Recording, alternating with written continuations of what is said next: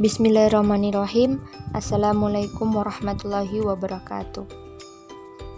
Kali ini saya akan menjelaskan materi tentang dampak yang ditimbulkan dalam bidang sosial, ekonomi, politik pasca terjadinya peristiwa gerakan 30 September. Bagian A, dampak yang ditimbulkan dalam bidang sosial pasca terjadinya peristiwa gerakan 30 September 1965. Dampak yang pertama, gerakan 30 September 1965 mengakibatkan ketakutan pada warga yang pernah berhubungan dengan organisasi PKI. Seperti timbul suasana mencekam yang diakibatkan oleh penangkapan beberapa warga Kelurahan Wungu oleh intel pemerintah. Warga yang dulunya pernah menjadi anggota PKI banyak yang meminta perlindungan kepada para pamong desa, terutama kepada kepala desa saat itu Mariono. Selain dengan adanya gerakan 30 September di Jakarta dan Jawa Tengah mengakibatkan pemerintah pusat membentuk Kopkamtib untuk memulihkan keamanan. Salah satunya programnya adalah dengan pembersihan anggota PKI di seluruh wilayah Indonesia. Kedua, demonstrasi besar-besaran terjadi pada tanggal 10 Januari 1966, para demonstran ini mengajukan 3 tuntutan yang terkenal dengan sebutan Tritura atau Tri Tuntutan Rakyat, meliputi sebagai berikut. Yang pertama, pembubaran PKI.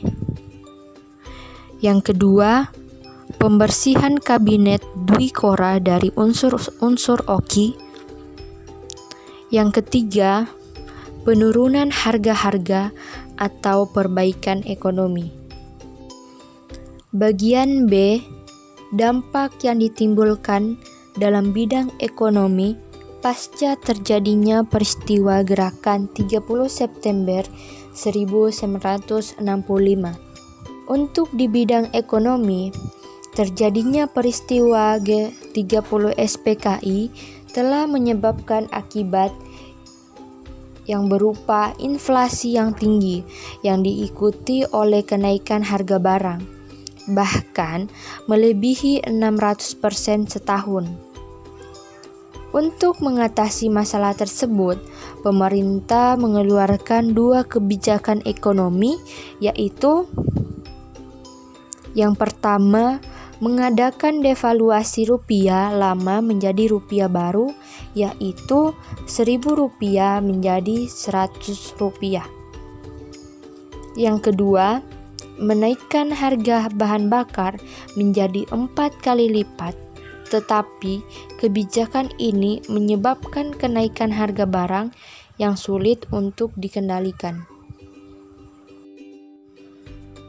Bagian C, dampak yang ditimbulkan dalam bidang politik pasca terjadinya peristiwa gerakan 30 September 1965.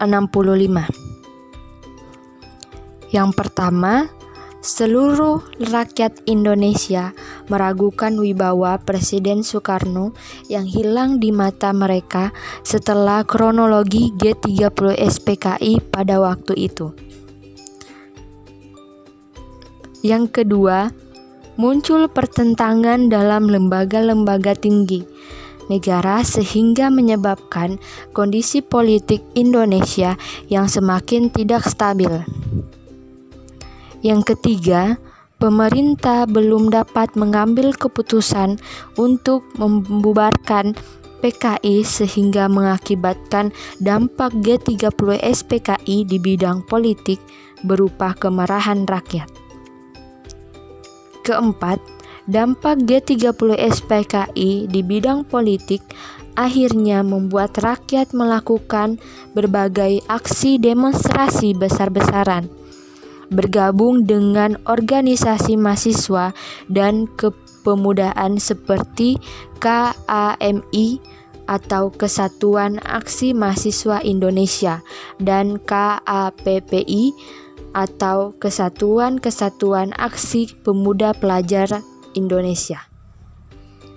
Dampak kelima, walaupun tuntutan untuk mereshuffle Kabinet Dwi Kora dipenuhi oleh pemerintah dan dikenal dengan Kabinet 100 Menteri, namun rakyat belum merasa puas. Penyebabnya karena ternyata di dalam kabinet masih ada menteri yang pro kepada PKI. Keenam, KAMI dibubarkan oleh Presiden Soekarno pada tanggal 25 Februari 1966 karena dianggap memicu aksi demonstrasi dan turun ke jalan tersebut oleh para pemuda Indonesia. Ketujuh, sidang kabinet yang membahas mengenai kemelut politik nasional sebagai dampak G30 SPKI di bidang politik kemudian diadakan pada Maret 1966, tetapi sidang tidak berlangsung hingga tuntas karena ada pasukan tidak dikenal yang berada di luar gedung yang dianggap dapat mengancam keselamatan Presiden Soekarno. Kedelapan, surat perintah 11 Maret atau Super Semar kemudian dikeluarkan oleh Presiden Soekarno pada 11 Maret 1966. Terbitnya Super Semar pada akhirnya memberi Jenderal Soeharto kekuasaan tidak terbatas dan membuat Soekarno menyerahkan mandatnya sebagai salah satu dampak G30 SPKI di bidang politik yang terbesar.